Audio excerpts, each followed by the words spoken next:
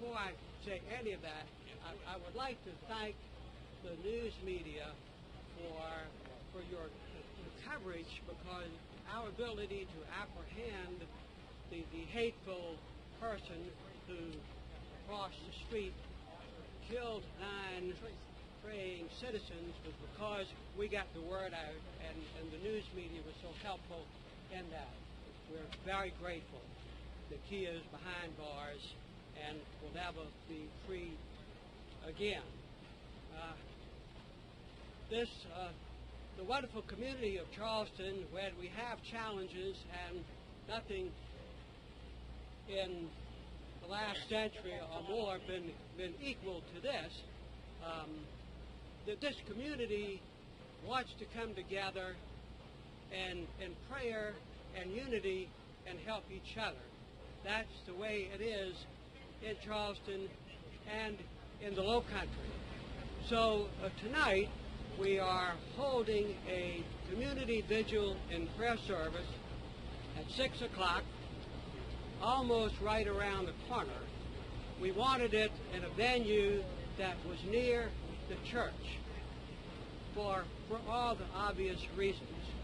This would be a prayer service and a vigil to allow us to talk and to think about the tragic events, to allow the families to be there within the bosom of this community, and to feel the love and support and encouragement. I will say tonight, but we can't say it too often, this hateful person came to this community with some crazy idea he would be able to divide, and all he did was make us more united and love each other even more. So I want to welcome the citizens of Charleston and those who are here to come to the community prayer service and vigil at 6 o'clock at the College of Charleston TD Arena on Meeting Street.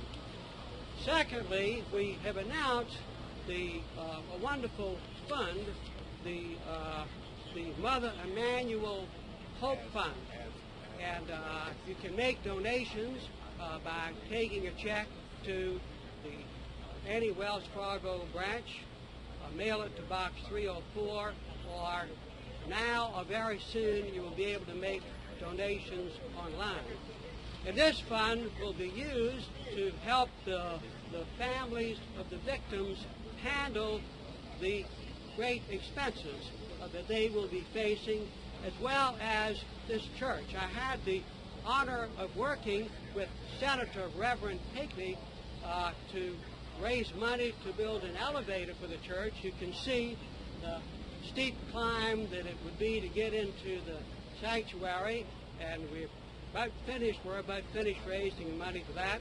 And years ago I worked with the church to repair the damaged steeple. Mother Emanuel, a historic African-American church in our country, is and has been an extremely important place of worship for the citizens of our city.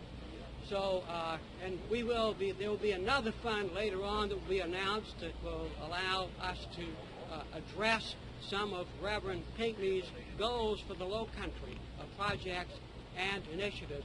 But I want you to know that the outpouring has been extraordinary. Just driving up here, I'm less than a mile away from City Hall, I got a call telling me of a $25,000 donation that an organization is making. We've had calls and letters coming in. The outpouring from the citizens of our community and from our country as a result of this great tragedy has been remarkable and so heartwarming. We are in a period of loving and healing for all those who have been so terribly injured in our hearts by this tragic event, and certainly for the 9 dear families that are suffering the horrible loss of losing a loved one in such a tragic manner. So with that, I will answer 4 or 5 questions, and then I'll have to go on. Craig Melvin from NBC News. A few hours ago, Governor Haley said that the death penalty should most certainly be sought in this case. Do you agree with that assessment? Well, that's the law in South Carolina, so it no doubt will be. I personally am not a proponent of the death penalty. Not even in a case like this? Well, I think that if you're going to have a death penalty, then certainly this case would merit it. I'm of the belief that the death penalty is outmoded in terms that I think it collectively over time adds to violence. I think people who commit serious crimes should lose their freedom forever, but that's the law in South Carolina. No doubt it will be sought, and I have no control over it. How grateful are you for Debbie Dills, the florist that gave the tip to track down Brooke? Well, it's a wonderful American story. You know, as mayor, my experiences are less what government does and more what citizens do to enrich their community, and that wonderful community action and the arrest of this heinous person was so important for the healing of this community. When we got that guy in custody, a audible gasp of relief was heard in our community and in people's hearts. And that's an amazing story, yes. Mr. Mayor, how will you address what motivated this crime, the racism, and how will you know if those steps are successful? Well, the question was, how do you address basically what was in this awful person's heart? And and obviously he that was completely irrational, what he did and the level of and the hate that he had.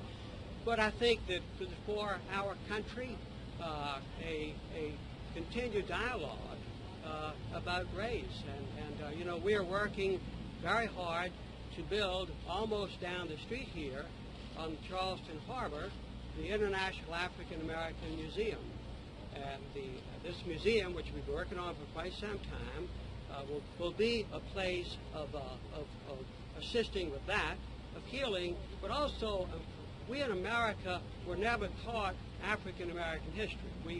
It wasn't in the history books. We don't know the story and where enslaved Africans were brought from, and the work during periods of enslavement and or the Jim Crow period. And so we're planning to build a beautiful museum on the site where the wharf was, where the enslaved Africans were brought. So there are lots of things we can do in our country to enhance the dialogue about race, to get out of minds of very evil people hateful thoughts is very difficult. One more. The city really has a tradition about. It's been reported that the suspect made a confession and said that he wanted to start a race war. Have you been told that, and if so, what was your reaction? Well, all of that should come from our police department. But the city has really a history in some ways of racism. People told me here that we're in the deep south, that Charleston has had murder. You said it's kind of unprecedented, but the residents here are someone saying that that racism in some ways is a tradition of Charleston. What do you say to people like that? And describe Charleston for people who are wondering what this place is like and what people those comments. Charleston is a loving community, and one where our citizens of all races and backgrounds and all neighborhoods work very closely together. Our workforce, our city council, our governments are all representative of the racial mixture of our community, and what has happened in Charleston in the last 50 years in that regard is remarkable. And remember, this person, Mr. Ruth, did not live in Charleston. He didn't grow up here. He lived in a 100-mile away town and came here. So his actions are not in any way representative of this city or this community. They're representative of somebody that lived away, and mind and heart was twisted, that caused him to exact this horrible deed. Thank you all very much. Mr. Mayor, there have been renewed calls. Ideology, though, sir. Other people subscribe to that ideology, sir. Mr. Mayor, what do you think about the flag? Should it be lowered? The Confederate flag. What was his response to that?